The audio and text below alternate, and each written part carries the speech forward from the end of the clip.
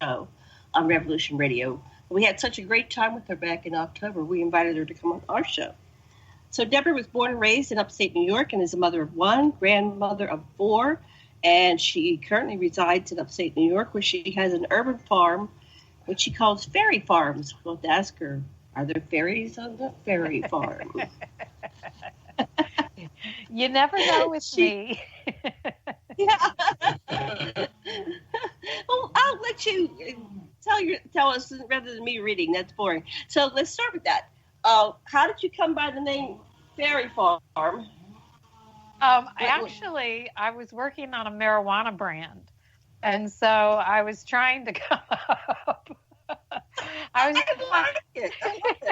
So I was trying to come up with a good name for the grow, for the farm, and that was it. It came up as Fairy Farms. So now I use it for everything, not just the marijuana strains, but for all of my gardening.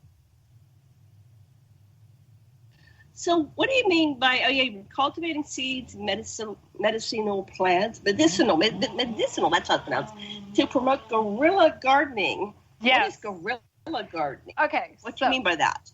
Guerrilla gardening is a concept of taking any open space, be it cement, be it dirt, it does not matter, and growing things on it, right?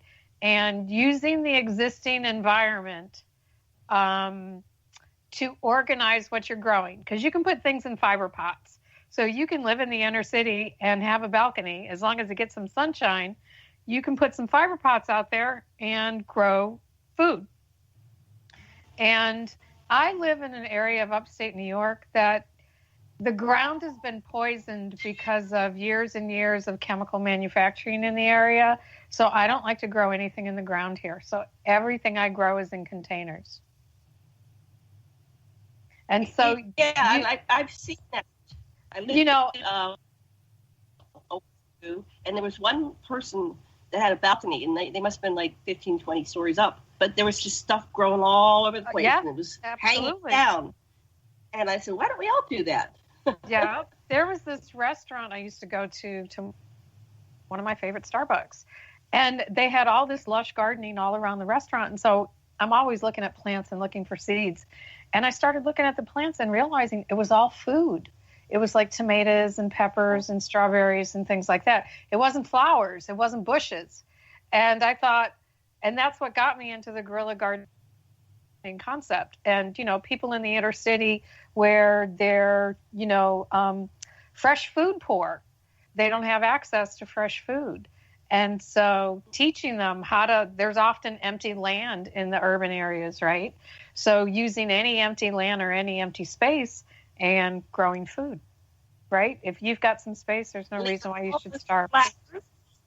What's that? They have all those rooftops. They have all these flat rooftops in the cities. Yeah. And they're not being utilized. Yeah, yeah. Any space where you can put a container, you can grow something. Awesome. Okay, so then you also have a BA in Business Management from Western Governors University. Yes, ma'am. An AA Design from Fashion Institute of Design and Merchandising. Yes. FIDA. Paralegal certificate from the University of California, Los Angeles, UCLA, which is Dr. Lessin's alma mater. You guys can swap stories for a few minutes about going to UCLA. I love UCLA. I loved going there. It was great. I love the campus. And what do you think of UCLA, Sasha? UCLA was like heaven for me. I absolutely loved it. You can go down a hall, and it doesn't matter, and you hear any lecture, and you just come and sit down. Office hours, nobody goes except me. You can go to talk to the professor. It's like they limited you officially to 15 units, but I got permission to take way more than that because it's really slow if you're a full-time student. But it's wonderful. I never wanted to leave. I know it was a great school. I loved it. Now, Dr. Lessin went to UCLA in the the 50s, right? Because he's going to turn 80 this year, Wow. and so I was still anywhere near the same of what it was like back then. When did you go to UCLA? 2007. Yes, so it's a whole different generation. Well, it's still like he describes it. Yep. It hasn't changed at all. Hasn't changed. Okay, that's good to hear. Yeah. So this is a very diverse background. Yeah. Are you Gemini or something? No. No. What? I'm Virgo and I sit on the Libra cusp. But yeah, you make plans and then God laughs and life happens, and that's how my resume reads. I was going to be a lawyer and go to law school. What happened that you didn't go down that road? I got pregnant. You went down that road. I got pregnant. Yeah, I got pregnant. So that kind of derailed plans. I was working in the Attorney General's office. I kind of was unemployed, and so there was a job there, so I had to take it, right? Because you have to take it if you find one. And I ended up being a paralegal because 3 of the ladies were pregnant, and I didn't know what I was doing. It was like they just threw me in the deep end of the well. So, yeah. So I understand. I didn't really particularly like it too much because I wasn't trained for it. But did you like it when you were paralegal? I think if I hadn't been thrown in the water, I would have enjoyed it. There's certain aspects. It depends on the area of law you're working in, right? There's certain areas of law that I don't find very interesting and very boring, and then there's other areas of law which I find extraordinarily interesting. So, it just depends on the type of case and the type of work. Yeah, I was in tort lit, so they had interesting things like somebody got hurt because the wave hit them. They would sue because the wave. Yeah, I thought it was interesting. And then they used to have a circus back then, and the elephant got loose and ran down the streets of Honolulu. But the poor elephant, they had to kill him. Oh. Anyway, it was I found all the cases very interesting, because what do people sue the state about, right? And, it was very, very interesting. I used to work I used to do a lot of volunteer work in criminal law. I used to work in Compton on criminal cases as a paralegal volunteer. And I used to help people teach people how to navigate the system, right? Because how the law works and how you think it works are often 2 different things. And so I used to try and teach people how to have realistic expectations about the process and how to understand the system so that you don't become a victim to it. Boy, I could have used you. I mean, I wasn't in criminal, but there's times I've gone to court and I felt like I was on trial. Oh, my God. For other things, yeah. I used to work. Right after I had my baby, I used to work for a man named Emmett Colvin, and he was one of the top criminal defense attorneys in Texas. So I worked for him for 2 years, but he was in his 80s by then, and he was retired. But he used to run a school that used to train criminal defense attorneys. So I used to help run all the classes in the school while I worked for him. And then he used to do side legal work, so I used to help him on the cases too. And that's how I got into criminal law. Wow. So, let me see. Do you have any comments or questions at anywhere you want to go with this discussion? We're kind of in a free flow. I'm just only about a paragraph through your bio, and then I'm continuing. It's like, oh my goodness. So we'll keep going. But go ahead. What did you want to say?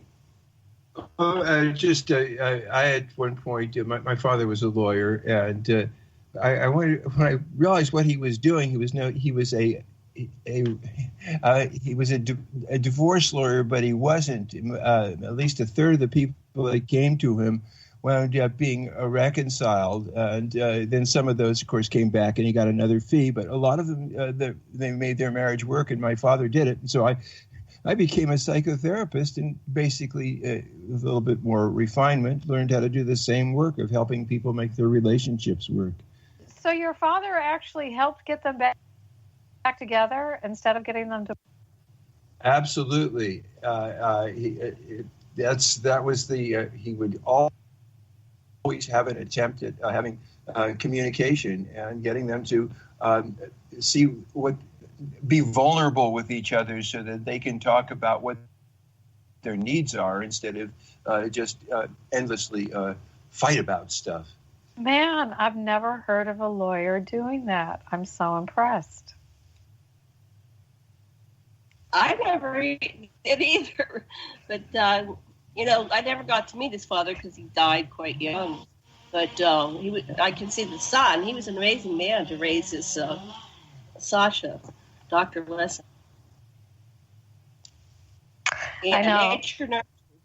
He would read, what was it, the history of the, instead of The Outline of History by H.G. Wells. Say it again. The what? The Outline of History by Wells. That was his bedtime stories instead of whatever it was back then.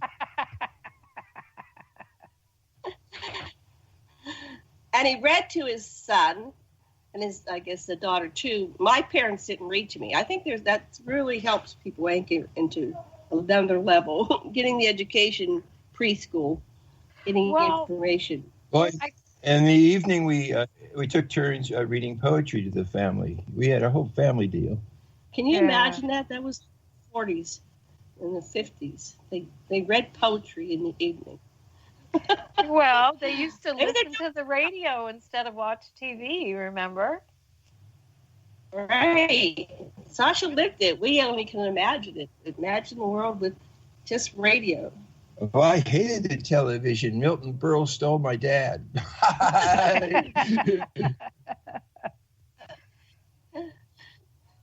Well, let me go down the line here. So a fashion designer, project developer, pattern maker, and consultant in the apparel industry for the last 30 years in Los Angeles. Yes, ma'am. You have an accessory line with your daughter. And it was called Frolic in the Fiber. You have very interesting names. Yeah, Frolic. That's her accessory line. It's called Frolic in the Fiber. So she finally got me to branch out, which I have done, and I launched my line, which is kind of named after our show. It's called StitchWitches, and I just got it's called StitchWitches. I just got the Etsy shop up, and I'm in the process of getting my main Shopify website up. So hopefully I'll have that up in the next couple of weeks. Oh, that's interesting. I have a friend that did the Etsy, and Shopify. Yes. And she said she's making a lot more money than working for the man, right? You know what? I'm surprised. I've only had my shop open a couple weeks, and I'm surprised at the number of orders I got. But I also engaged in a lot of their services that they offer, like they'll advertise for you. And so they've been doing it, and you can definitely see the results. So, and they have all kinds of statistics and data analytics, and, you're just pushing buttons and you get real-time information, and it's fabulous. Wow. Well, I wonder what I would sell. Well, you're in an interesting industry. So we don't have a sample what your stuff looks like. So what does it look like? What StitchWitches is StitchWitches is a concept based on sustainability, right? And it's sustainability either through the raw materials you're using. I do a lot of repurposing. So I do a lot of old stuff that people are going to toss or donate, and I repurpose it and turn it into new stuff. So I will take a lot. I have a headband collection that I did, and a lot of the prints are fabrics. I've been in the fashion industry 30 years. So, I worked at jobs where they're always throwing away fabrics and trims, and to someone who sews, that's sacrilegious. So anytime they were tossing things out, I would take them. So I've got 30 years of fabrics and trims. I've got a lot of vintage stuff, and the vintage stuff is really in. And so I use a lot of vintage prints, and a lot of the stuff that I use, a lot of the headbands that I do, I use vintage prints. A lot of my products on Etsy use all the raw materials, you know, that I've collected over the years. I probably have enough fabrics and trims to start a store.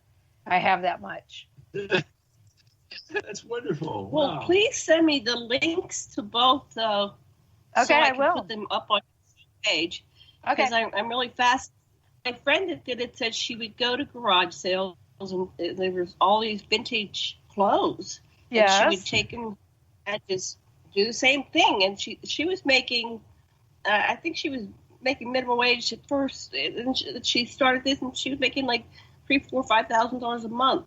That was a couple of years ago. If you stick with it and you find your niche, you will make money. And I can already see where this is going. Like, I have more things I want to put on the shop, but I'm taking my time. I've been working on this idea probably for a decade. And so I'm also getting ready to launch a new clothing line called Xhale that's made out of hemp. So the entire clothing line is made out of hemp. That smokes. Yeah, and I'm doing like natural vegetable dyes. So I'm playing with a lot of plants this year in the garden that I'm growing specifically for dye purposes. So I'm intertwining the gardening with the fashion. Wow. Mm-hmm. You'd make a real pioneer. I know. My daughter. World, I'd want to take you. My daughter wants me to start a homestead. My son and daughter-in-law, they're a military family, and they're coming back from Germany, and they're retiring from the military in January, and they want to start a homestead in Texas. You would probably do very well. You seem like you have the right personality. I couldn't sew anything. I'd probably stitch my fingers. I didn't do very well. Have you ever watched Project Runway? No, I don't have television. Okay, but I should. Yeah, it's a show. It's a show on. It's a fashion show where they have a group of people, and they give you random raw materials and random design ideas, and you have to, they give you like an hour to go buy all your supplies and money, and then you have like 2 days to create it. And so I do what's called my own little private project runways. I'll get an idea, and I'll collect a lot of raw materials, and I'll just lock myself away for a few days and do nothing but sew and create. And so at the end of it, I'll have a bunch of products. So usually every capsule collection I have is from a session like that, where I'm just in the studio for days on end. And when I'm in that zone, I will stay up all night long and sew. And I love to stay up late at night when the rest of the world is asleep and create things. That's wonderful. My best friend, her mother was like that. She would stay up all night sewing. It's like an addiction. Oh, you have no idea. Yeah. Oh, wow. So I just finished a bandana collection, a collection of clothes made from repurposed bandanas. And I'm getting ready to put that up on the shop, and that's probably what I'm going to launch the Shopify site with. Oh, I can't wait to see. Yeah, so send me the links, because I will definitely do that. Pictures. Yeah, I'll put some on here. Okay, I'll definitely do that. That just shows us what you can do. So we're all in lockdown. If we all get creative and artistic. I know a mad painter is an artist, and he does a lot of stuff. He'll probably show some art in the chat there before the end of the show. He usually makes a piece each show. Well, that's what I use. Wow. I use the lockdown as the opportunity to get the shop up.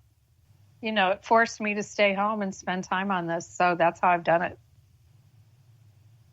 Well, I promised myself I'd write a book, but I haven't even begun. Sasha's writing a book during lockdown, but I don't know what's going on with me. I'm just like, ooh. But I might get it together. I have it all outlined. I just have to pull it together. It's kind of like you have your pattern, you cut the material, now you have to Yeah, exactly. So, let's see. Now, you were in L.A. Did you work with Hollywood at all for their costumes they need? No, that was the one thing I wanted to do. That was my goal when I got out of design school, was to work in the costuming industry in Hollywood. And I was never able to break into it. Now I've done a lot of private freelance costuming. Like I'll do a lot of that. I create costumes all the time. That's one of the reasons why my daughter had been pushing me to put my own shop up, because I do these very elaborate costumes. So I've been thinking about getting into cosplay and doing costumes for cosplay, because I love doing costuming.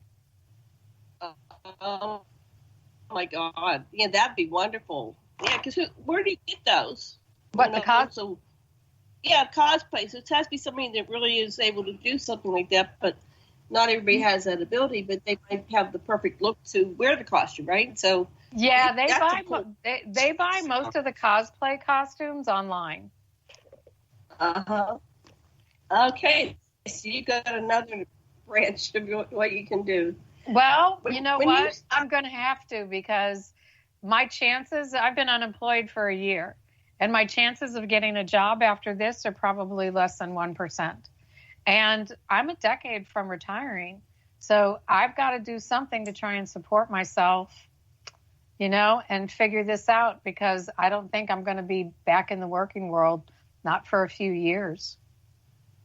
I think it's better to work for yourself.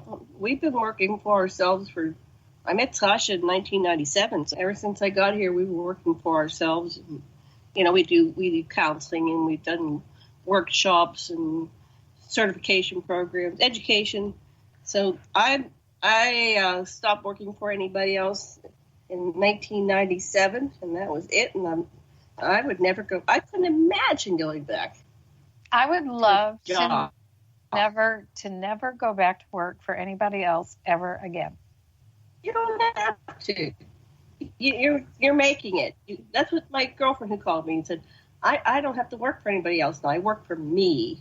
And she would go to yard sales. She branched out into knickknacks, and she learned what was valuable. And you go to a yard sale, you can get it for 50 cents and work $20. So she educated herself and all that. She's a smart person, but she did the vintage clothes. Now, when you're talking vintage, what time frame era is the most popular? Do people like 40s, 50s, 60s? 70s, it 80s? Depends, right? Because right now the 80s are in, right? A couple years a couple years ago, it was the 70s, right? The 60s seem to come back every 5 to 7 years. So right now, like the whole dynasty look, that's becoming big. Do they like the big shoulders? Yeah, the big shoulders, poofy hair, big jackets, the big baggy look. Yep. I still have some of those outfits. I brought them with me. So do I. And it's like, and they were they were expensive. I used to work in an office, and I was a clothes horse, and I like to look great, and I bought all these fashion. Yeah, I'm a clothes horse. Wish I could give them to you so you could fix them up and sell them. I mean, if you take it to the whatever recycle store, if they ever come back, I don't know if that's an industry that's gone now. We used to have Goodwill and stuff like that, but that's all closed down. But if you give it to someone, they don't know what it is, right? So they can't appreciate it. But you'd be surprised, because secondhand clothing is huge, especially with the younger generation, and they're very savvy. And a lot of the vintage clothes, you have to recondition them, right? Some of them are in pristine condition. Right. Like I volunteer at a place called So Green Rochester, and we take donations of any type of textiles or raw materials or fiber art, any type of craft or art like that. And often people will donate vintage clothes, and we just give those away, and I'll take them and I'll recondition them, and then I'll resell them. Like, I've got 2 dresses hanging up. I think the one dress is from the 40s and the other dress is like from the 60s. And so I've got to do some things to clean them up. One's like 100% silk, and the other one is this gorgeous cotton that's just beautiful. And whoever sewed this dress, you could tell they put a lot of handwork into it, and it's just gorgeous. Anyone that knows vintage clothing will appreciate these garments when I get done with them. Can't wait to see. Send me pictures. Do you take pictures of each item? Oh, yeah. I have tons of pictures. Yeah, I have tons of pictures. I'll put them up. I just don't have stuff up on the internet right now. The only place I have the pictures are up on the Etsy shop. And I've got a few things up on Instagram, but not much, and Facebook. Like, I launched the store with face masks because I have tons of fabric. I didn't have to go out and go buy anything because you can't get anything right now. So I made tons of face masks and launched the store with the face masks, and now I've added other accessories. And I was waiting for my garment labels to add my clothes to the store, and I got that yesterday. So I'm putting garment labels in all the clothes, and I'm going to add that to the Etsy store probably this week. I was noticing Losi has a designer mask for every outfit she wears. Oh, don't you just love her? I don't know who her stylist is, but they do a great job with her masks. Yeah, it's like what's that around her neck? Oh, that's her mask. Yeah. And she has them so she can take them off, and they're like a neck scarf, and then she can pull them up. Yep, she does. See, that's the whole thing. Because these viruses are going to be around for a while. That'll be a whole subline you could have. Yeah, I guess you can, since you're in the industry, you might be able to even predict what's coming down the line, the fashions of the future. Oh, I do that all the time. I've been doing that since I was a little kid. That's part of my whole intuition, I guess you call it. Mm-hmm. My intuitive senses. I'm very good at predicting the trends that are going to hit and be popular like 2 years down the line.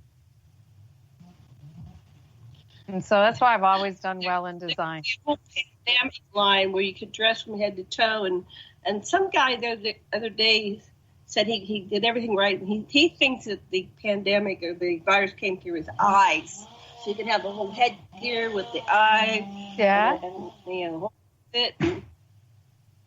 I think it could be a style, you know. Well, I think masks are here to stay. I'm like you. I think our way of life and the way we interact is going to permanently change, right? The way we traveled and the way we live changed after 9/11, and it's going to change again after this. But what it's going to look like, nobody really knows yet. Not quite. And then I'm still going down your bio. We haven't even finished your bio. So that was the closing part. So an empath since childhood in the psychic with the gift of prophecy since her early 20s. After a traumatic period in her life, she has spent the better part of 30 years not using her abilities due to the backlash received from the people around her when she shared the knowledge gleaned from these abilities. And she began remote viewing during the pregnancy of a daughter, with her abilities only growing after that. She's also clairsentient, clairaudient, claircognizant, and telepathic. Okay, that's a loaded paragraph. So let's unpack that. Are you bored, Eddie? Come over here. Ask a question. Get back over here.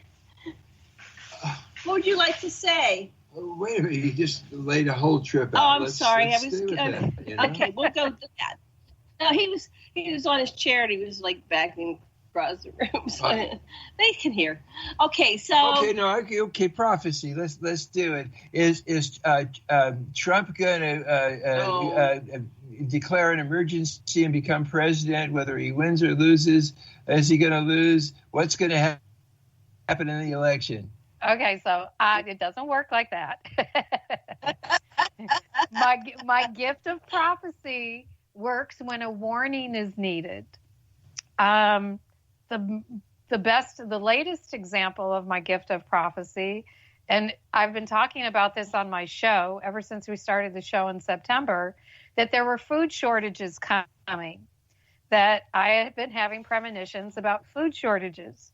And I've had these premonitions for 4 years. That's what made me ramp up the urban garden and start getting very serious about seed collection and breeding seeds and growing food and things like that. And I only told the people that were closest to me, but my showmates, I've been telling them for a year about the food shortages coming. And everybody was like, yeah. Nobody believed me, and look where we are. Well, it's gone. A lot of prices have gone up. That's the same story as Joseph. There's going to be food shortage. Oh, come on, crazy Joseph. But then there's one guy that listened to him and said, yeah, maybe we should do something about it. All right, so most people don't listen, and they still haven't got to that point. Not everybody. There's a lot of people that are going hungry now, but still there's a majority that they still have food. We still have Walmarts. We still have Costco. They're still shopping. Now, I haven't been to the stores. Are your shelves empty in your stores? Yeah, we're starting to run into shortages in a lot of different things because the food supply chains have been disrupted. Mm-hmm. We've got companies where they're short of employees because of what's going on, or they're short of raw materials, or they're slaughtering all the animals because there's no place to sell the meat, right? And that's creating beef shortages. Like the fast food restaurants are running, 25% of the fast food restaurants in this country don't have hamburger meat for hamburgers. Alrighty, fun times. Well, that perhaps would be a good thing. If we ate less beef, there'd be more forests. Well, there'd be more rain. There'd be less CO2 in the air. Let's hope what comes out of this are the new ways of doing things. Janet, you and I have been talking about this for a long time, right? That our existing systems, they're broken. They don't work. And I think the pandemic made it very obvious to everybody the systems don't work, and we're dependent on the systems, and when we needed them most, they've let us down. So what are we going to do from here? We've got to learn lessons from this and find new ways of doing things. How are we going to do that? One of the things everybody, I think, realized is all the things you could do without, right? I can't believe how much money I have not spent by sitting at home. Yeah. If you want to save money, stay home. Do you know what I mean? We could do without imprisoning our people that are seeking asylum. We could do without prisons that are run for profit among starving people. There's a lot of things that we could do without, including a government that basically steals from the people in general and gives more to the rich people. That's things I think we could do without. Well, yeah, I was thinking, well, let me just say this, and I'll pass it back to you. The prison thing, they could put most people on at home with the thing on their leg, right? Yeah, with modern technology, why do you need to keep them locked up like that, right? Because honestly, sitting at home 24/7, not being able to leave, it ain't a party. Mm-hmm. You know what I mean? And people have... it's stressed a lot of people out. It's created mental health issues. And it's the same kind of mental health issues you have when you're locked up, when you're confined, right? Like in prison or any type of detention. So what are the rules in upstate New York? Right now we have an alert. There's a girl that came from Colorado. She violated her quarantine, and it comes on your phone. They said, people are looking for so-and-so who's 31 from Colorado. She violated per quarantine because they're letting people in. They have to be quarantined for 14 days. So what kind of adventures are happening where you live regarding the laws? They did a couple people recently get rid of them and lock them up. Well, the governor put us on lockdown back in March. And he's allowing the center part of the state. Our part of the state isn't opening up yet because our numbers aren't where they need to be. The far west part of the state and the far east part of the state are still closed, and everything in the middle is opening up. But honestly, people are in the streets today. They haven't been. People here respected the lockdown rules, and I think it kept, as bad as it got, it could have been a lot worse. But I still think there's a lot of people here that don't believe this, and I see it time and again every day in talking to people. And talking to medical professionals, people don't believe it unless it's touched them on a personal level, that this virus exists, right? Yeah. And I think that... Let her finish and then you talk. Go ahead, finish your sentence, and then it's your turn. Go ahead. No, so we have respected the lockdown, and we've started opening back up slowly but surely. Stores aren't open yet where I'm at. The restaurants are open, but it's takeout only. So it's going to be a gradual process. Governor Cuomo, God bless his heart. Let me just say this. I was not a fan of that man before this started, but I think he's a god now, and I worship the ground he walks on, and I will vote for him anytime, anywhere, and I will stand in any line to vote for this man. I don't care. So I hope he runs for president one day because he's Huh? You're Cuomo-sexual. Yeah, you know. See the thing? I'm a Cuomo-sexual. Yeah. No, I think he's great. He showed us, he was presidential. He really showed us what it was like to be presidential. All I could see when I looked at him was the corruption that was around him with the people that worked for him that went to prison, right, for that Buffalo Billions.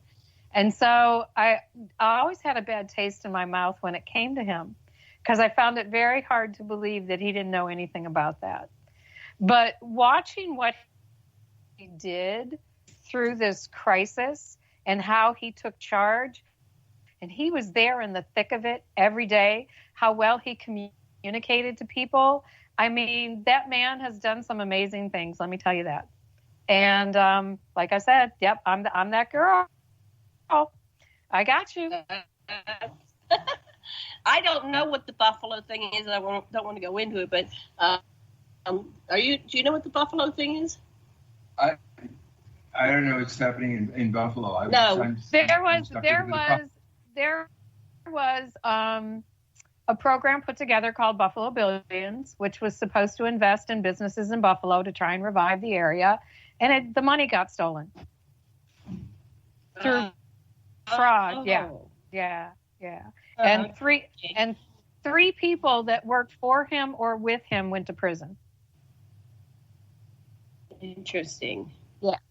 Sasha, you had a question. The function of government is theft of property, life, and freedom, and so it's not surprising that you get theft. That's what government does. But I have a prophecy. I was asking you for one. What I realized that was projection. I had such a strong prophecy.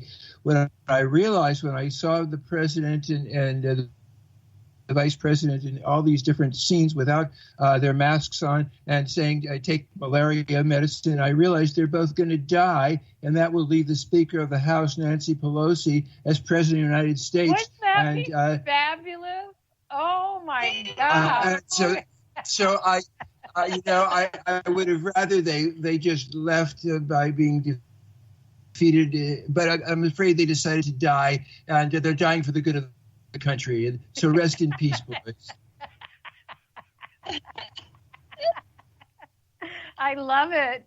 That's wonderful. Well, if you think about it, it's a red states that are rushing out and they're exposing themselves to this potential. Still, their numbers are high. They have all these videos on how fast it'll travel. They have this one I forget who made it, Japanese. They just showed 4 or 5 people sitting at a meal, and they had this secret stuff on them that only showed when the black lights came on. Right. And everything included at their table. And it's like, so this is what happens if you see any of these. It's in the air. Like these people were singing, and almost everybody got it because they're breathing in deep and they're singing out loud. And they're just pumped it in the air. So this 6-foot thing is bullshit. It can travel 12 feet. It can pollute the entire environment.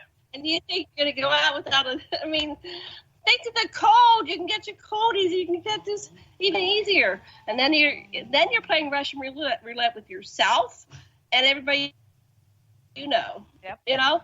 I just went out and polluted myself with a deadly virus. I mean, we wouldn't do that back in the 70s. We were watching these movies about pandemics. We'd go, you stupid person, you just exposed yourself. It's like AIDS. Yeah, it's like AIDS. It's like, you might as well go have sex with everybody that has AIDS, right? Back in the 70s. And so, when you watch these movies back in the 70s and 80s and 90s when they made these pandemic films, in the audience you go, what a stupid person.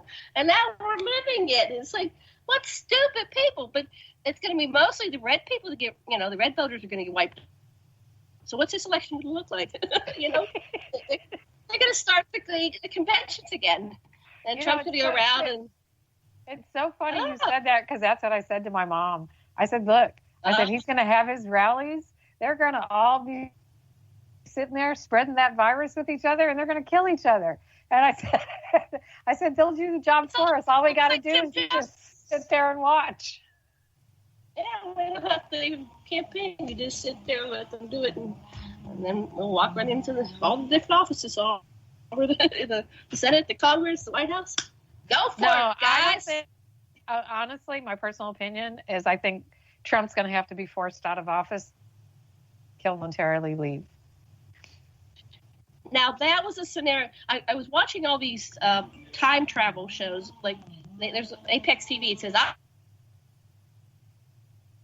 and people go, what's it like in the future? So they have all these predictions. And like a bunch of them said, well, Trump wins, but we have to take him out.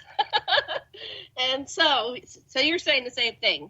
No, I'm not saying he wins. I'm saying Trump loses, but he won't leave office voluntarily. Right. I think he's going to have to be forced out. So do we have any kind of remedy in our Constitution? No, there's someone to no.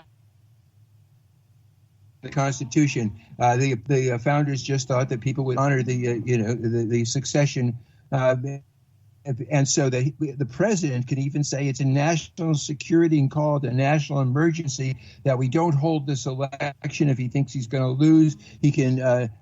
There's many Republican tricks. He has a very good chance of winning the Electoral College, even. Dr. Lessin, if he does that, I think you'll have riots in the street.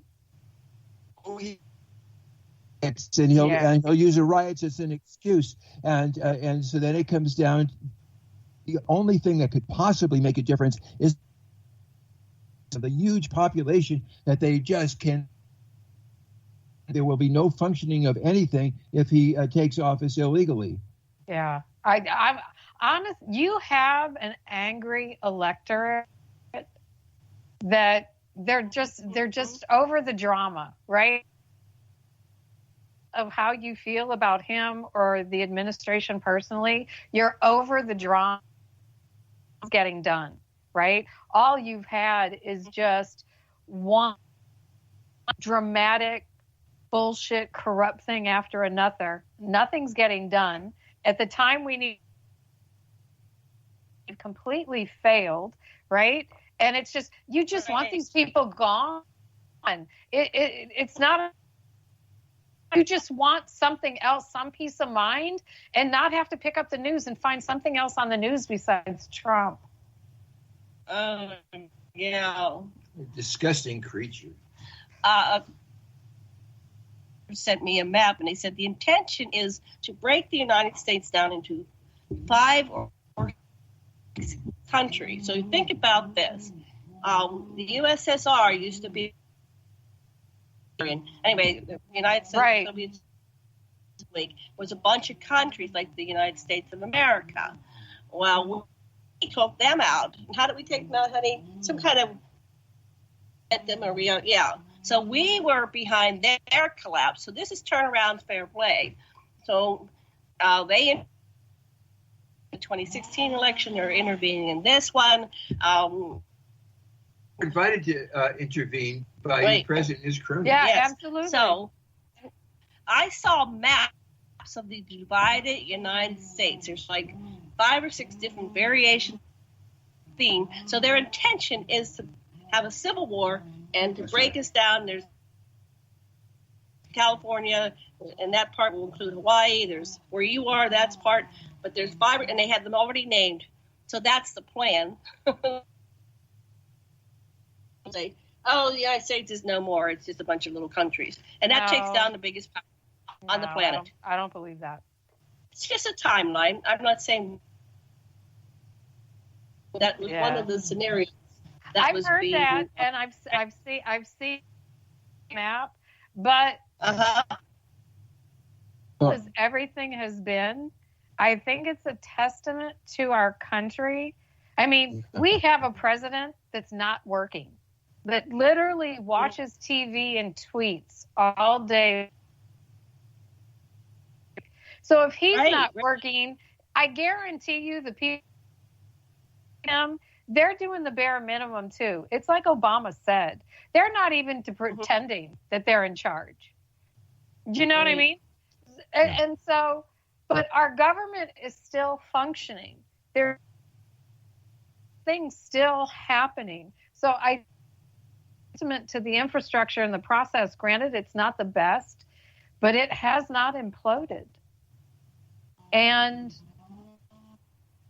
I just don't buy are so weak that will break down into different countries. Like, I do fear that the divisiveness will lead to a civil war, because it almost feels, you know what I mean? Like, when you look at the way were and the animosities before the Civil War, you're seeing this echoes that. Right? And so if we don't do something about it, could it end up in that place? Absolutely. Absolutely. It's very much, yes, it is like the Civil War. In essence, the old white guys from the South have taken over the government, Mitch McConnell, the Republican, and so it really is the Civil War. After Grant withdrew troops, that was ever since then, the Southerners have been trying to impose their slavery, be it debt slavery, but basically slavery system on the United States. And, you know, there's another hope, which is the Joint Chiefs might get some testicles. Yeah, when Roosevelt was really old, you know, getting up there and a little bit senile, he talked to Joe Stalin about the United Nations, and he actually made a deal where, listen, I'll be a king of the world with this new United Nations, Joe, and you'll be prime minister for the world. And the Joint Chiefs said, the old man's blown it. We can't let him come back with that. We didn't give all these guys lives so that we could give it all to the commies. And so they were planning on overthrowing the president, but he died and saved them the trouble.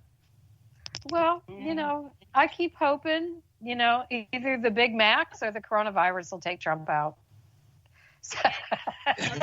but I needed to take Pence out too, because he's even scarier than Trump.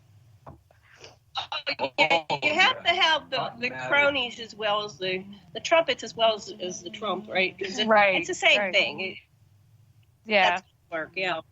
But this makes me, you know, I look at the founding fathers and they couldn't quite anticipate everything that's going to happen. I think the initial system is deeply flawed, where we have a president, which is really just a king. I don't think they could think outside of the box, so they gave it a nice little fancy label and they said it can be elected. But it's still a monarchy, and they, you know, you've seen the charts where all the presidents are related except for 1 or 2, and it's all they're all descended from royalty, and you can trace them back to Charlemagne, et cetera, et cetera.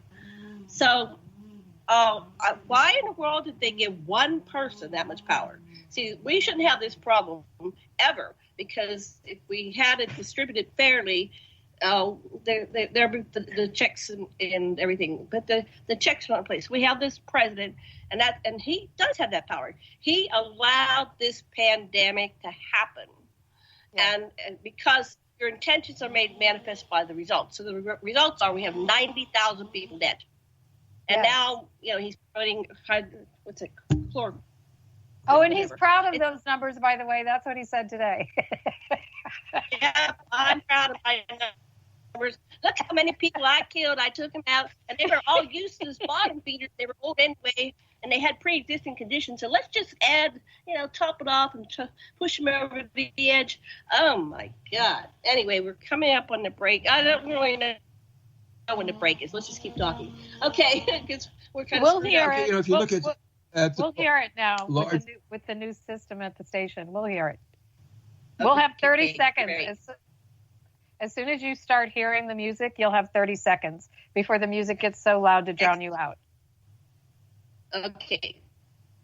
Sasha wants to say something. Go ahead. Well, if you look at the larger picture, you might see that what we have is, no matter what the governing system, it has the assumption of hierarchy. This is what we got from the Anunnaki who created our society and pitted us against each other. But the idea that some people are better than other people, that some people's song is and light should shine and others is irrelevant. It's that idea.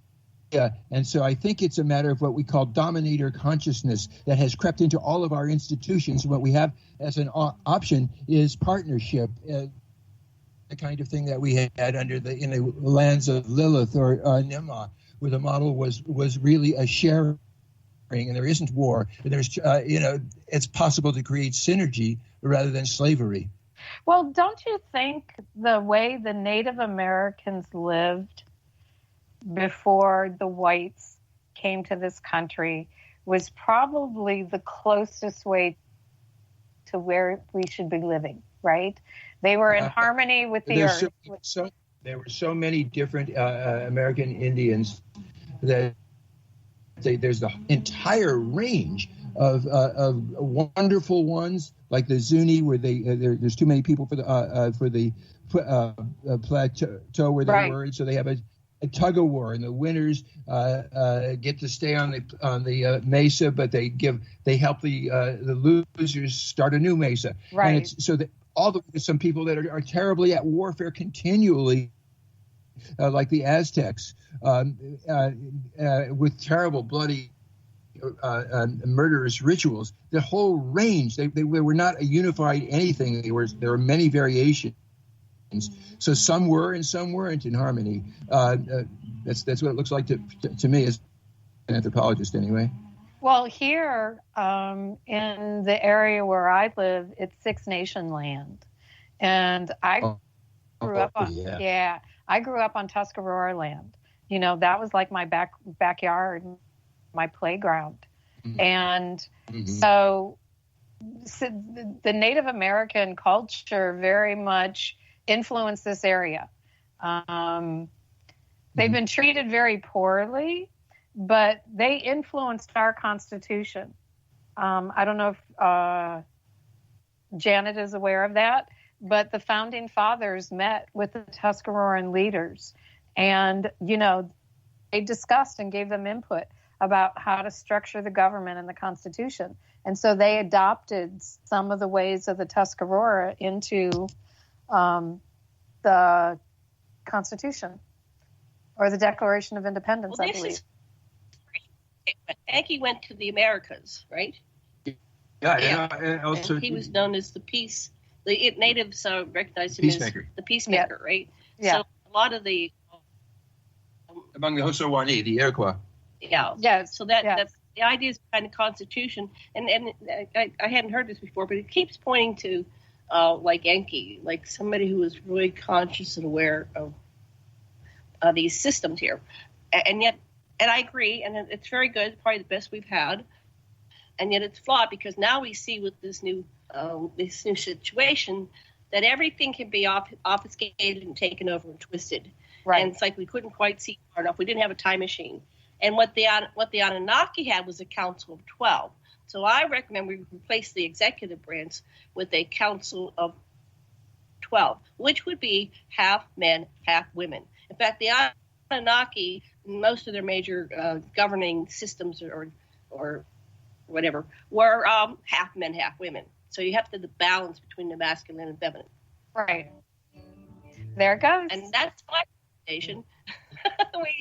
And that would be all the CEOs, all the companies, you know, every because it's out of balance. You look at the Senate, and it's all white men, and that's ridiculous. There we go.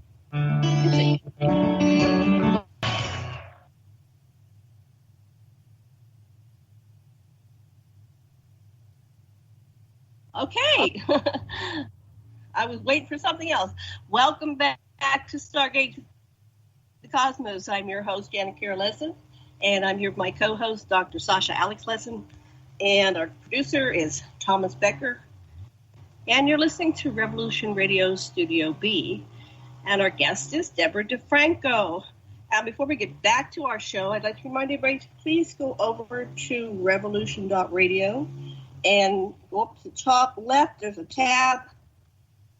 You can make your one-time donation there, or you can go join Patreon, and you will have a recurring payment of whatever I don't know how it works. I guess you can set it up for what you want. $5 $5. Yeah, it's $5. Okay, so right now it's set $5. Okay, there we go. Now, we didn't even get through your whole bio yet. We're getting there. Yeah. You're an amazing person. So, I don't think we finished our rant. We were having fun. So how would we, if we were the king of the world or the queen, what would we do to rearrange this world and make it work for everybody? You know what? I like that. I like that whole Council of 12 idea. Instead of it being I thought it was great. Yeah, it's a group of people that have to work together, right? They have to come to consensus. Yes. They have no vote. You say, I think I'm going to vote no. And so everybody has to tell their logic. You know, what's the pros and cons, and then they have to evaluate. You have to use their minds. Imagine that. They use their minds and they think of everybody it's going to affect down the line. How does that policy, like one thing they're doing is this, they're proposing that they stop all the rents and they stop all the mortgages. Now, we're mom and pop landlords. And it's like, wait, you're going to stop all the... How do I keep the lights on when the utilities are included in my rentals? And how do I keep the trash going? Because that's included. Right. And yada, yada. Right. So I said, wait, you guys think of me. So a conscious civilization, whoever's governing it, really gets input from everybody that it's going to affect and take consideration. Just like in a family, a functioning family. You know, or in a partnership. You know, when I do things, I don't do something that would negatively affect my husband. It's like he is me, right? So we have to really empathize and feel everybody. We are each other. We are the walrus, right? We are one. Okay, so I put that out there. You want to say something next, or Sasha? We're going to do a round table on this. Let Sasha go. Okay, Sasha. Okay, yeah, it's what Angie Arian, one of my teachers, said. You know, whatever you have a meeting where you can you basically you show up, you pay attention to what has heart and meaning, you speak your truth without blame or judgment, and you're open to but not attached to consequences. If everybody does that, what you need to do is you need to go past any defensive parts of you that come out to talk about the vulnerability that's being touched up and what's making you feel defensive. When you feel defensive, then when we're talking about vulnerability, we're talking about our needs, and we can all synergize and coordinate our needs rather than have them opposed where somebody prevails and somebody fails. We win when we all win together. Well, I don't think we have a society based on need, right? We have a society based on want. Right. It's not working.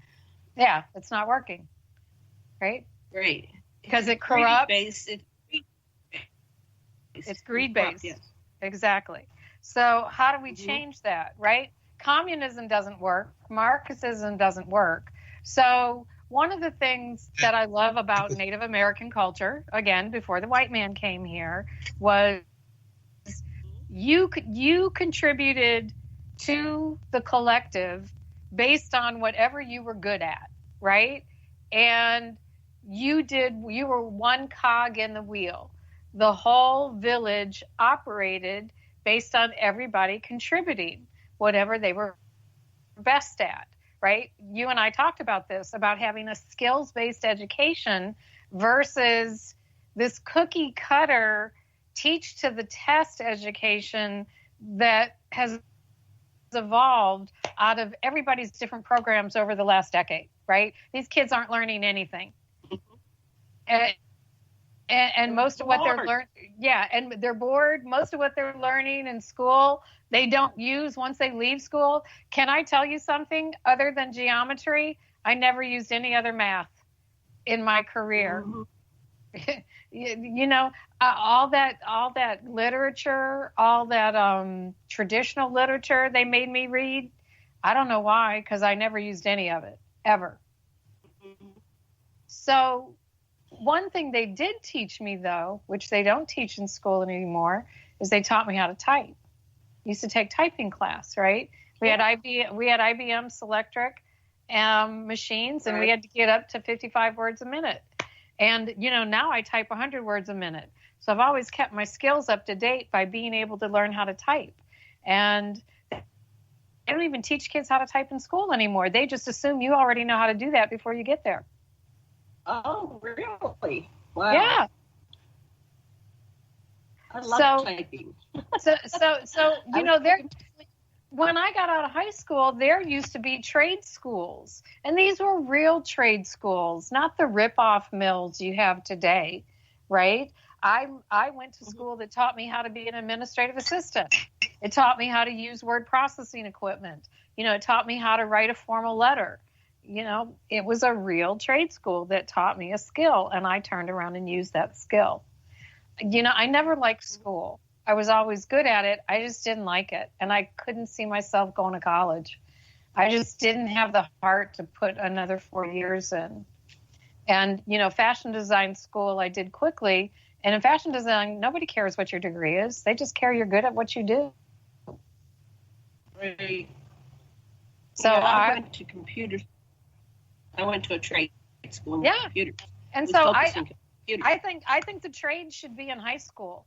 I think they should be teaching these kids things when they're young. I think we need to put art back into the schools. I think the fact that art isn't in the schools anymore is a very scary thing. I think you take away a kid's creativity, I think that's dangerous. Yeah, we had music class as well. Art, yeah. Music, and then there was band. It was very diverse. You had gym, and I don't know what they're doing now.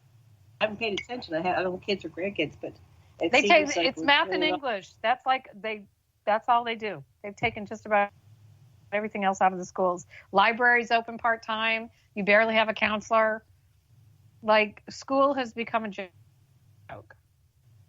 I'm surprised these kids can read when they get out. My daughter's homeschooling all of her kids. Interesting. So what about this? Let's go back to the Native Americans. It sounded like they were doing Ubuntu or contributionism, like they're doing in South Africa, and they were smaller communities, and they had some large nations, but within that they had tribes, right? It was kind of localized tribes, and so that they had to cooperate in order to survive because we have harsh conditions. Yes, because the Six Nations at one time was at war with each other, right? And they warred with each other, for hundreds of years, almost to the point where they were decimating their tribes. And so they came together and they decided to work together collectively and live collectively. And that's what turned the tide on their culture and allowed them to thrive. But up until then, it was very violent and very warring. But that's the history of the Six Nations.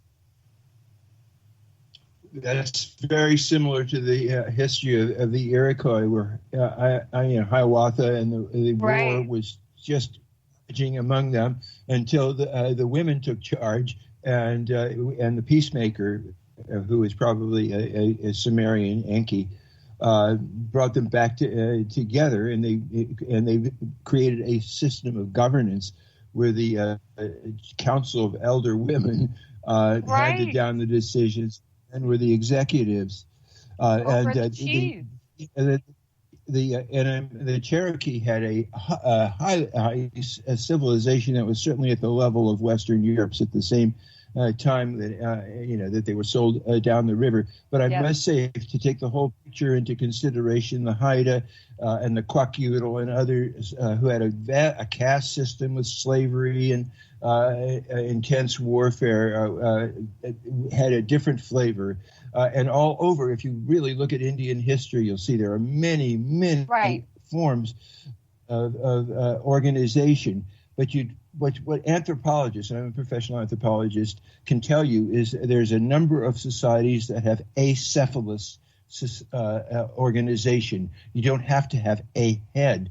You can have units, smaller units that contribute to larger units, like what they have in Cuba. Actually, they have a pretty damn good system in Cuba. Except for being a dictatorship and stuff like that. I mean, everybody's got medical. There's a doctor that lives on every block, and upstairs is where he lives, and downstairs is where he sees the people on his block, and he's responsible for them. And they went from an illiterate country to a totally literate country using the principle of each one. We had just reached back out, and Obama and Castro were about to meet and to open up again to our friends in Cuba, and now that's all junk because of Trump. We have a Cuban living on our property, so we get all the stories of how he grew up and how he liked it. So, but he's a very nice guy. He's intelligent too. But okay, so how do we resolve these things? Well, our education system drunk. What I like they're entertaining right now is a stimulus package, which includes $2,000 a month, and I've been studying it. The feds are saying if we don't, everybody. Well, it's like under a certain. Everybody under 100 who makes under $130,000 a year. Right. They have some parameter, and they're not going to give it to Bill Gates. Yeah, it's up to $75,000, and it gets prorated up until like $130,000 a year. Right. And the Republicans say it's down. No. They have to do something which puts money in our pockets, because there's no money left to buy anything. In order to have an economy, you have to have the top and buy things. Yeah. Trump is sitting there saying he said that today, he doesn't support the extension of the unemployment benefits. But man, if you have 40% of the population that's unemployed at the time of the election, and you did not extend those benefits, you're going to have an angry electorate. I just can't believe you. I don't think he wants to get reelected on some level. They're not going to be able to vote. Yeah. The only thing he wants to do is not go to jail. That's the only reason. It's the only reason why he wants to be reelected, because he knows it will keep his ass out of jail for the next 4 years. But I guarantee you, if he's not elected, him and his family are on the next plane to Moscow. I guarantee you.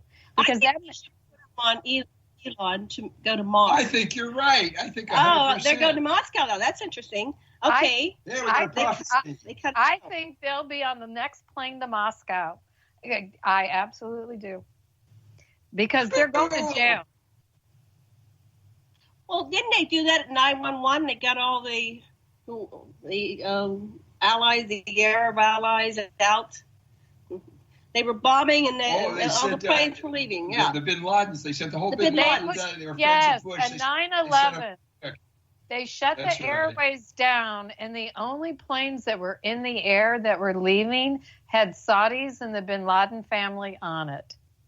That's what made. So, I'm not a conspiracy theorist, but that smells really bad. Oh, the evidence is absolutely overwhelming that the Twin Towers were brought down as part of a stand down. The United States was in it. We already had the Patriot Act ready to go, and people didn't have time to even read it. It was all ready to take away what civil liberties we had left and to kill Arabs and to run the oil out of Iraq. You know what, Dr. Lessin? For a long time, I didn't believe that, but after reading the 9/11 report, I'm right there with you. Okay, so let's look at, I don't think anybody's deconstructing it like this, but it's not logical what he's doing. So he's taking hydrochloroquine so that all his followers they'll start taking it. We want people dead whether they're blue or red, right? And so that is all. I think you put in the piece that was missing in. As I deconstruct this, because I'm a systems analyst, I'm going, this isn't logical. The only thing I came up with that he was a reptilian or some kind of Draco or Archon, and I was reaching to that level. He just wants to kill off humanity because they've sold the planet to another resource, and they got to get rid of the squatters, the humans, right? It was on that level, but I'm coming to the human level, and he doesn't want to go to jail. He doesn't care. He doesn't care who he takes with him because he's an absolute total narcissist, sociopath. He throws everybody under the bus. He can't think in terms. Same thing. So we need to test. We back up a few steps. Before you become a candidate for any major office, you have to pass a psychological exam and emotional intelligence, and no sociopaths and psychopaths. Absolutely. But the rule now is they have to film you doing something illegal they can hold against you so you're in line. But we can protect humanity by putting these additional steps. And you wouldn't give a person that wasn't qualified a job, right? I mean, you have to pass more tests to become a burger flipper in McDonald's than our president. Yeah, I think there needs to be a minimum standard of qualification for the presidency of the United States. And Trump needs to be the perfect example of why. Mm-hmm. Mm-hmm. And they romanticize, little farmer going and becoming president. But, we have to have someone that's qualified, that has the ability to really think, analyze, empathize, and this guy does not have it. No. I would have fired him day one. I don't know if he made it. No, he never worked for anybody else because he'd have got fired. He's lazy. No, he was a front man. He was a front man for the mob, and he brought things in through Florida. And whenever he was going to go down, they bailed him out because he was their front man for money laundering. Everybody knows that. I have another question for the panel. Yeah. Go ahead. Just make a comment on the front man. Yeah. No, go ahead. I was going to say now he's just front man for the Russians. So, I think that's it because they cut a deal, and it's same thing like what happened with Roosevelt. I'll be king of the world, and you'll be prime minister. Yep, that's what you're doing. I believe. Got what I was saying. Okay. This thing that he does, it's kind of like stochastic terrorism, which is somehow he's Jim Jonesing the world. He inspires his acolytes, and they act out for him in heinous ways. Mm-hmm. And it's not just Trump. It's like there are people that follow Trump like lemmings, running over the cliff, whatever he says. And there are people that are going to go out and consume hydrochloroquine, whatever you pronounce it, and they will die. There are people, I can guarantee that. That's why. Just like there's a few that swallowed bleach. Yeah. There's going to be some people. So that's another point is that, what's murder, right? You're inspiring people to take toxins, and people go to trial for that. There was a case in Florida where the girl got tried because a boyfriend called her and said, I'm going to commit suicide. Instead of talking down, she said, go ahead, do it. Yeah, she went to prison. So that's Trump. Go ahead, kill yourself. We'll watch. It'll be good for you. So, but why does that work?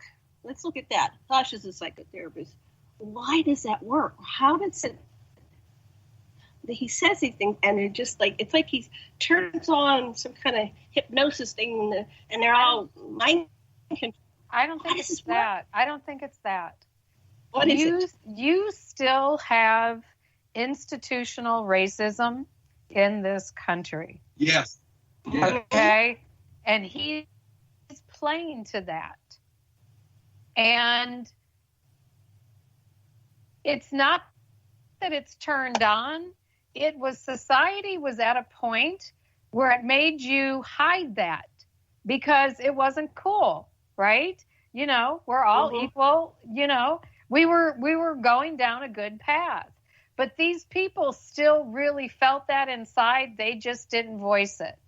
Now watching that president, now they think it's okay to voice it and say it out loud. They've always thought it.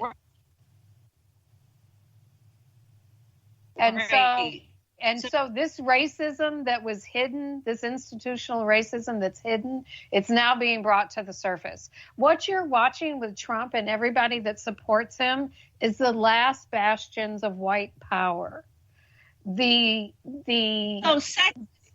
also what they really think about women. Mrs. America or Mrs.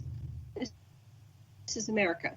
And that's about the early years with Gloria Steinem and what's her name, Betty Friedan.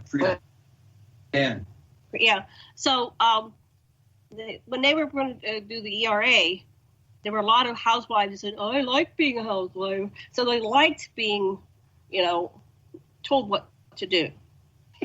And so that's why some of these women, they go, "Well, yeah, it's, they just buy it, right?" So it's sexism and racism. Can I tell you something? My mom was one of those women. My mom was told what to do, was a typical housewife of the 50s, did what was expected of her, white picket fence, house with 4 kids, la, la, la, la. And she was so freaking miserable. And when I was in the 3rd grade, I came home one day and I walked into the house and there was this lady standing in the middle of the living room, and instead of that bouffant hairdo, she had an afro, and she had giant hoop earrings, and she had on a mini skirt and patent leather boots. And I had to do a double take because that was my mama. And I walked back outside and told my friend she'd come home with me, and I said, "Something's wrong." I said, "I have to go inside." I'm like, "I can't play." I'm like, "I'll call you later." And from that day on, our lives changed. My mama wasn't taking the world's bullshit anymore. And she was like, F that. I'm living the life I want, and I don't care what the world has to say about it. And our life was forever different after that. And my mama stopped playing by the rules. Wow. Well, yeah, my mother did that too. What year was your mother born? My mama was born in 1942. Okay. My mother was born in 1922, so she was the previous generation. But by the time she ended her life, well, she went into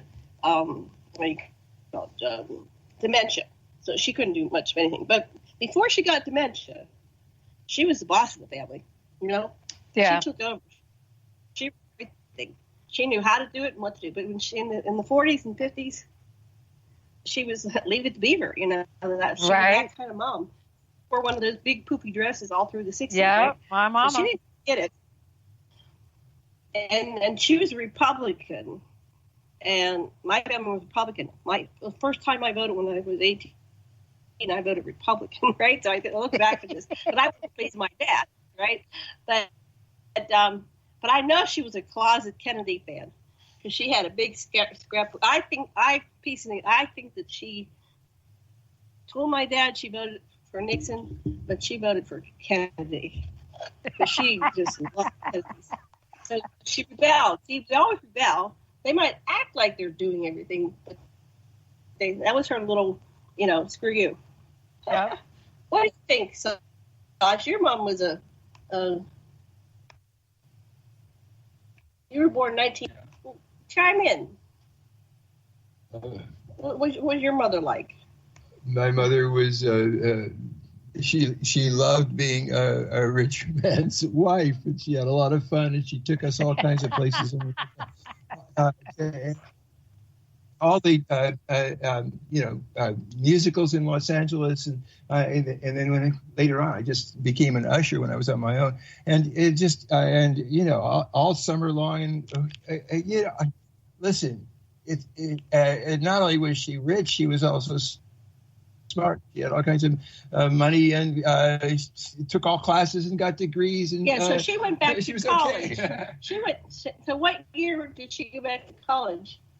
She started going back to college, I think about 56 or 54. Right, so this is a woman. Actually, it was really fun because she went to college, and my father was too busy, and I taught her, quizzed her on all those things. So before I ever got to college, I already knew a whole bunch of college courses. I had teaching them to my mother. Wow, so, in the 50s. Yeah. It's easy when you're rich. Yeah. Yeah. We were poor.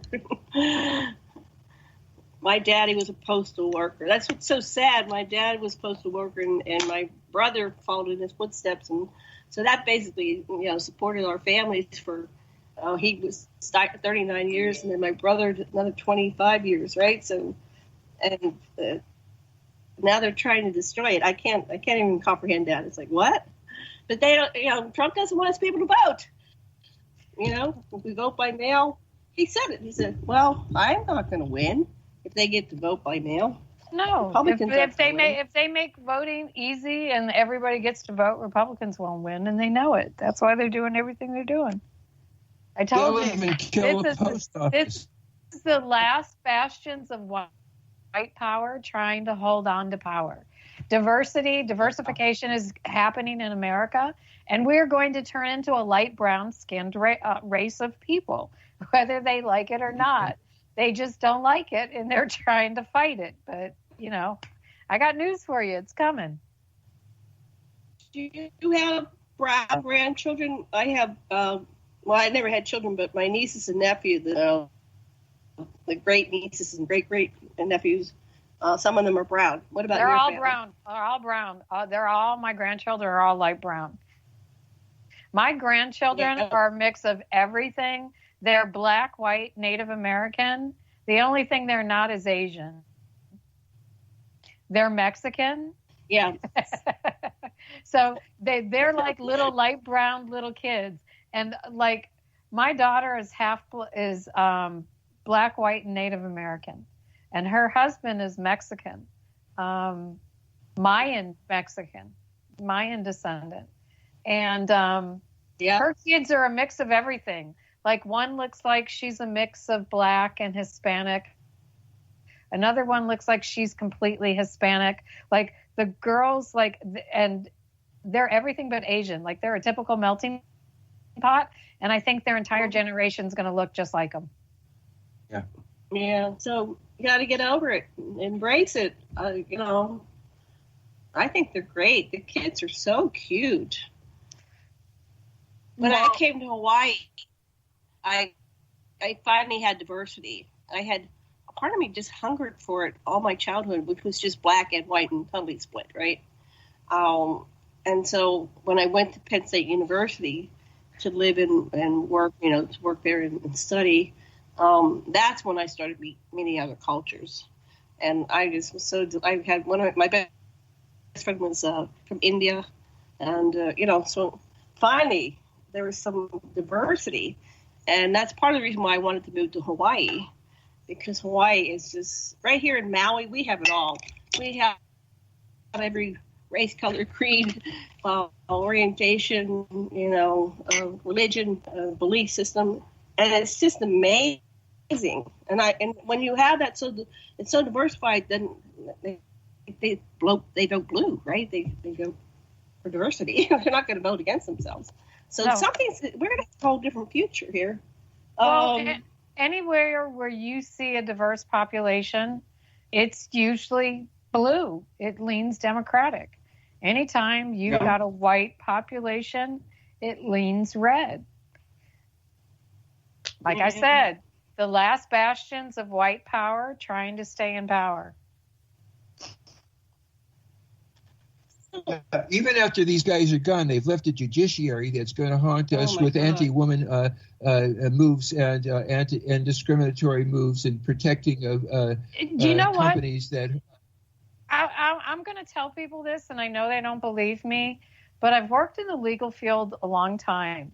Don't ever underestimate judges, and I don't care what their political affiliation is, right?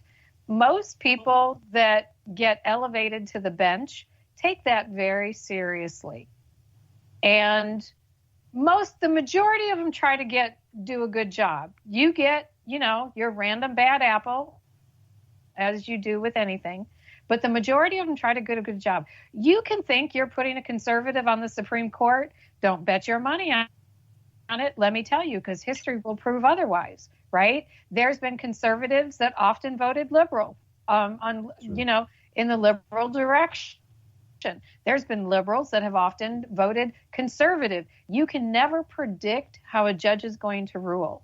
And I've often found, regardless of their political affiliations and how hardcore they were in their beliefs, a lot of judges try to be fair, right? And try to interpret the intent of the law, what it was meant for. So don't always assume, even though I know they're trying to load the courts with conservatives, that's the one thing that doesn't scare me. Because what I've watched in the judiciary is judges try to follow the intent and the spirit of the law. And I don't care what party they come from.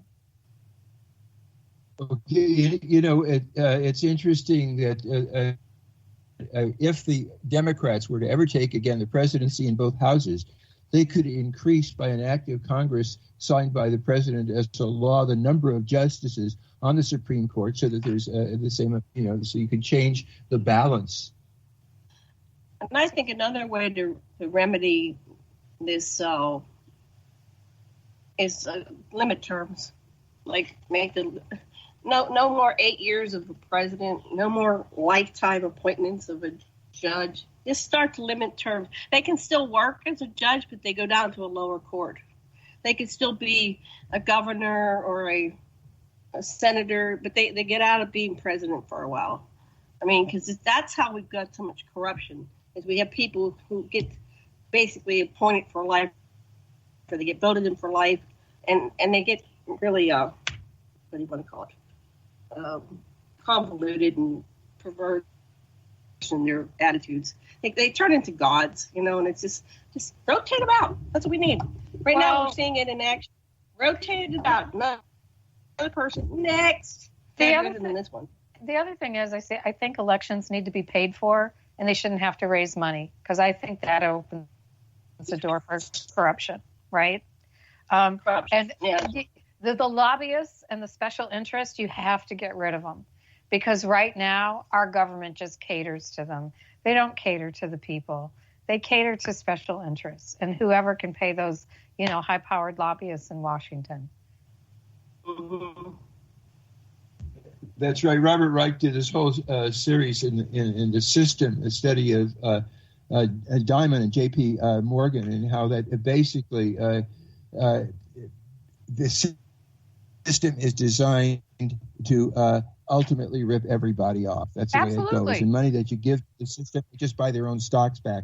They don't hire more people, or they've changed everything. What Reich calls it, from stakeholders, and that's in a company, that's the community, that's the workers, that's the consumers, to stockholders.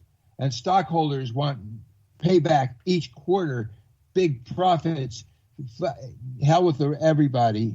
That's what happens. And so the kind of things that are being passed by this Congress that's going to get past the president and Mitch McConnell are the kind of things that benefit the people that have the most, way more, and it puts all kinds of blocks on the ordinary people that need it to live from month to month. Absolutely. I think private equity. I think private equity needs to be outlawed. Yeah.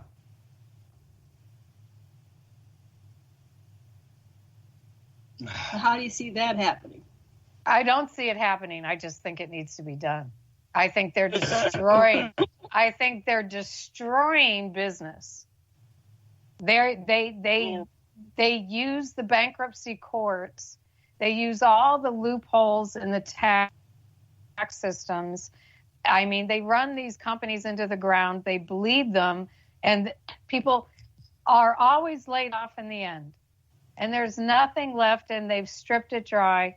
And I think private equity and their business practices need to be outlawed. Vulture capitalism. Yes, absolutely. Yeah. I think it needs to be outlawed. Have you guys ever seen the B Corporation philosophy? No. Okay, so the B Corps were started by two men I used to work for. God, I can't think of their names. Bart and Seth. And they used to run And One with 4 other men. So what a B Corp is, it's another type of corporation, but it's where you put community first, right? So it's your people, your place in the community, and then your profits. Your profits are not first. Your profits go in line with servicing both the community and your people, right? And so it's having a more philanthropic approach to corporate America and business versus always servicing short-term bottom line, numbers. Fantastic. Yeah. I love it. What do you think of basic minimum needs economy? We're looking at BMI, but a basic minimum needs economy would be the needs of all the citizens of whatever it is, the country or the planet would get met first.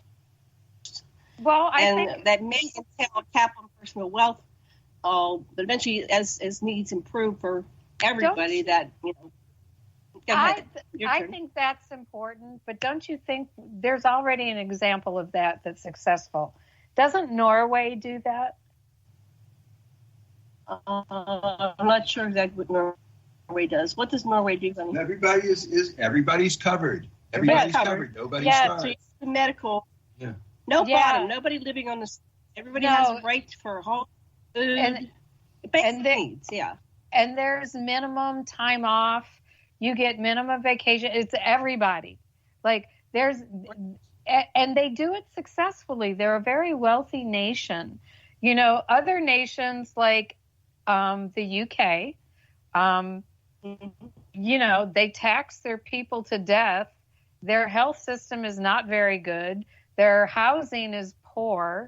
There's a big disparity between the rich and the poor in that country. And so there's got to be the balance. How do you service the needs of the people without taxing people to death, right? Because when you tax people to death, it disincentivizes them to make money. Because the more money they make, you just take it away. So that's why we go back to the indigenous peoples and how did they meet the needs of their people? And so, Sasha, you're an anthropologist. One of the most common ways is a redistributive system like we had in Hawaii, where people do their work from the top of the mountain to out on the reef, and they bring their stuff together, and the chief puts all this stuff together and he puts it in piles to different families and households on the basis of how many people are there. It's a redistributive system. Yeah. And if the chief is do his job, since they're ambilateral, they go live with their relatives, and the chief is a chief of nothing. So that's a way of voting with your feet. That's it. But there's many, many, many systems. You don't have to have an exploitive system. Once people see what's happening, the cooperative movement which is what B comes down to, the B Corps, Yes. is really different than privatizing the functions of government to companies that aren't answerable because they are sheltered by an artificial corporationship, which allows them to be a person that goes through the generations. And so you should really not allow corporations like that to exist, because that subverts the possibility of individuals having the same status as each other when you have these sheltered, privatized functions. And that's what they want to do with the post office, for example. So you won't be able to get a mail and vote by mail. So that's another Trump way he's trying to trump us. Can I tell you what scares me more than anything else? And it's a little bit off topic, but it has to do with them taking everything away. I worry the day they stop printing books and all the information goes online, because then they control all the information. Yes. Very Orwellian, isn't that? Oh, it's awful. Yes. It's what happens on YouTube. Whenever there's a mention of anything, for example, in my field, Anunnaki, there's an automatic hot link to Wikipedia, which says this is a myth. It starts out with the idea this is a myth, when I can tell you it's actual history, the way the Sumerians recorded it. And so they give this, and so Google owns information, but they don't just own the information, they hot link it to people that sing their praises and have their line, and it discounts all of the spiritual traditions. Yeah, absolutely. 100 years from now, they're not going to know we ever existed. It's kind of, what is this about? You know, how a system that comes in and can just totally wipe it out with a press of the button and an algorithm and change things. So I've seen that. I've seen things that I've witnessed and lived through, and in 10 years, it's like it's so convoluted. It's just So what can we do about that? We're just here. I guess the best revenge is to enjoy the moment and love each other, because that's the only thing that really lasts. Everything else is just dust in the wind, I guess. And basically non-participation in the institutions that are killing you. Well, it's how do you get outside of the system and survive, right? Because those institutions aren't... Well, absolutely. Like, I'm making those steps. I've been taking those steps for about 5 years. So I feel like I have a head start compared to most people. But I don't know if you guys are aware of this, but do you know all the seed companies in this country had to shut down and had to shut down their websites, and they had to stop taking orders because they got overwhelmed? March 23rd, I think, the day after they started the lockdown orders, one seed company, one of the better ones, said he usually got 1,000 orders a day that they processed and, usually shipped out. He said when they came in the next day on the 24th, there were 10,000 orders. And that happened every day for the next few days. And every seed company in the country said the same thing happened to them. So people have woken up to the fact that they have to change. They can't be dependent on this system. Our chances of having food shortages over the rest of the year are very high. So what are people going to do? We have to start thinking outside the box and start doing things differently. And we have to do it with little things in our life. And then if we do it with the little things, those will gradually morph into the big things.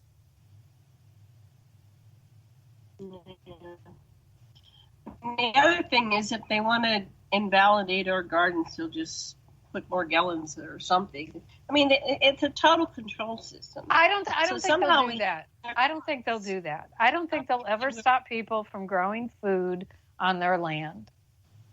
They can't get seeds. They're not going to grow food. You can get seeds from existing plants. Well, now, you can get seeds. Now, what they feel like is the seed stock got tapped out, and it's going to take a couple years to recover because of how many people that ordered the seed. And the seed companies have opened back up, but they're out of a lot of stuff. And you know, I have started sending out whole garden seed packets to people who want to grow things and can't get seeds, because I've been trying to start a seed business for the last 2 years for Fairy Farms, but the weather has prevented it. But I've been building seed stock, and some of it's starting to age, and I don't want it to go dead. So instead of it going dead, I'm giving it away. So anybody that wants, yeah. And all of these plants have been bred in containers, so they can be grown anywhere. They can be grown on regular land, or they could be grown in containers. It doesn't matter. So, yeah, and these are all seeds that I've bred. The seeds that I've bred and that I've grown and that were going to be used. And so I've given probably a dozen gardens away this year. And otherwise, those people wouldn't have been able to buy them, you know, because all the seed companies were out. So I'm doing it for anybody that needs seeds. So what do you do how do you save your seeds? What are you supposed to do? How do you keep them? Okay, so I keep them in paper envelopes and in paper foil envelopes. You're never supposed to keep seeds in plastic because it cuts off the oxygen, and seeds need to breathe. Because inside every seed is a living baby, right? And so that stays alive for a long time under the right conditions. And so keeping them in paper is very important because the paper allows them to breathe.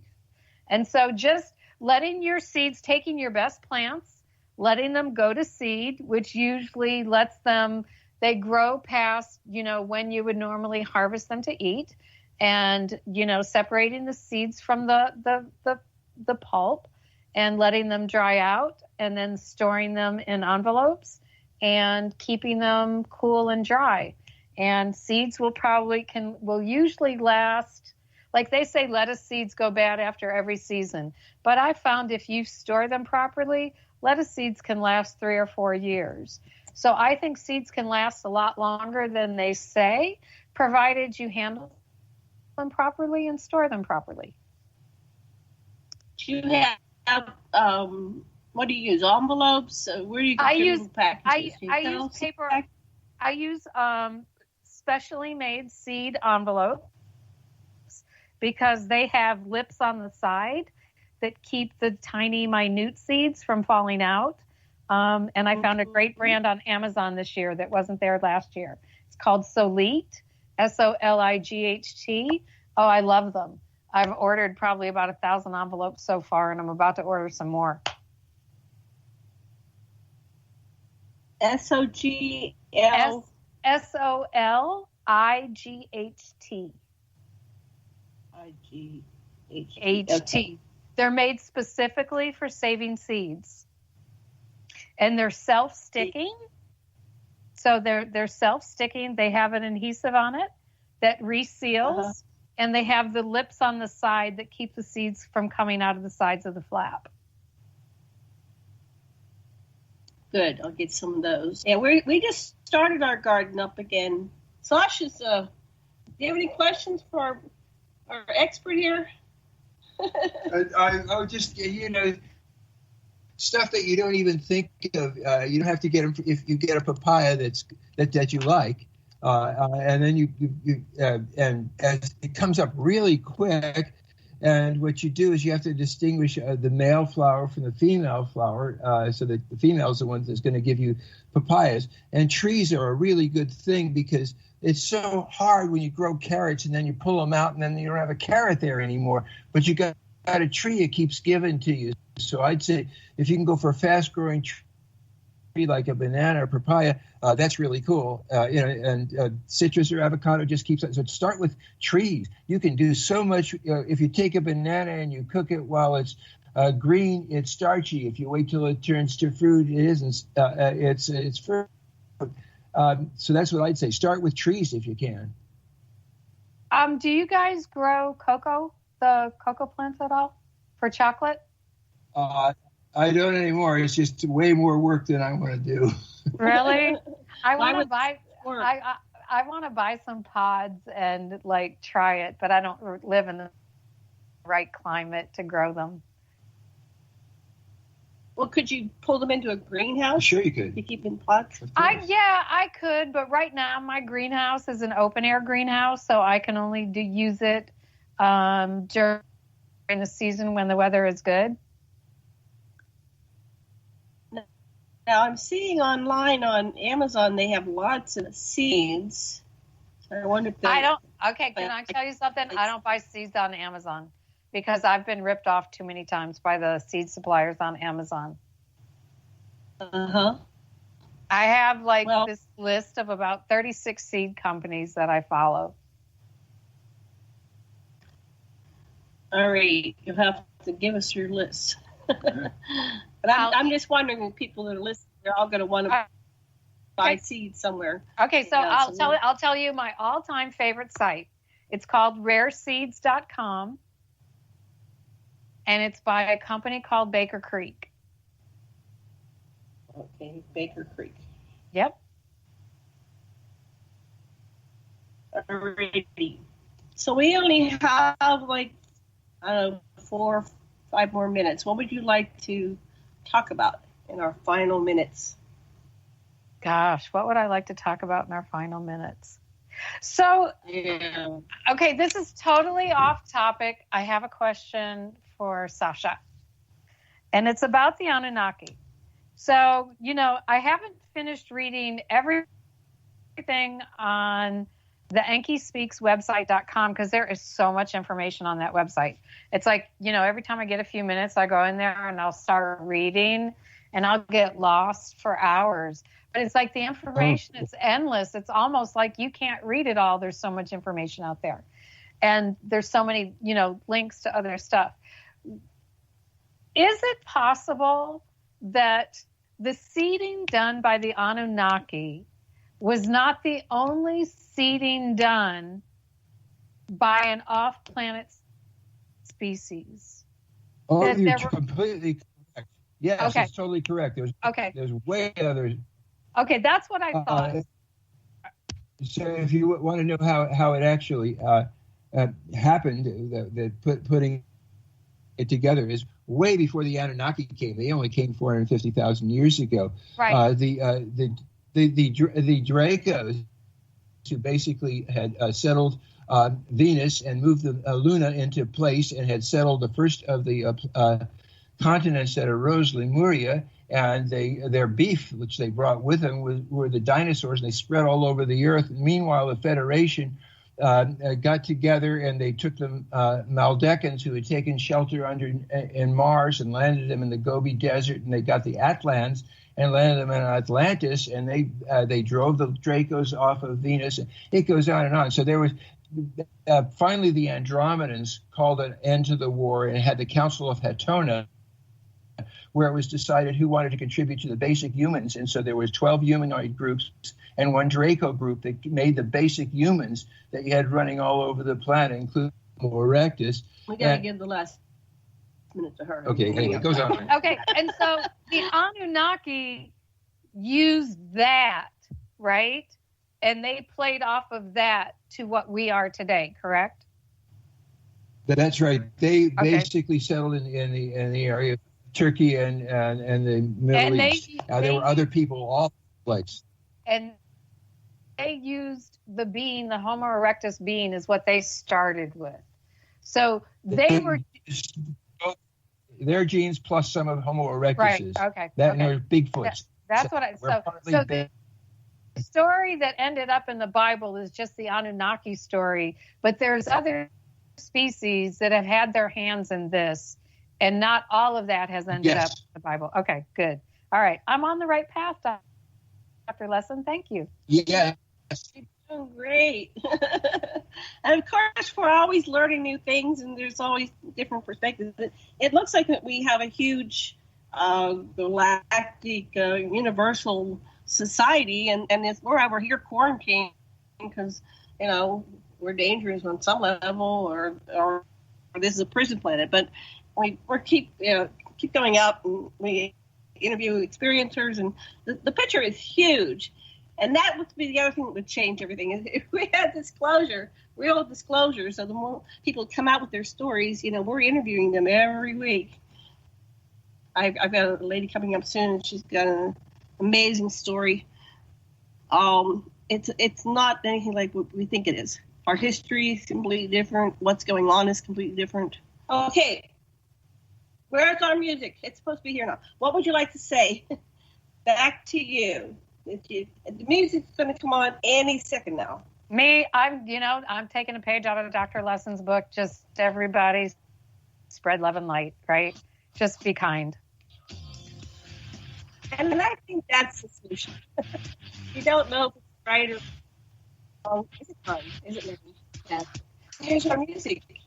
Start with the idea that there is no other, just reflections. Ah.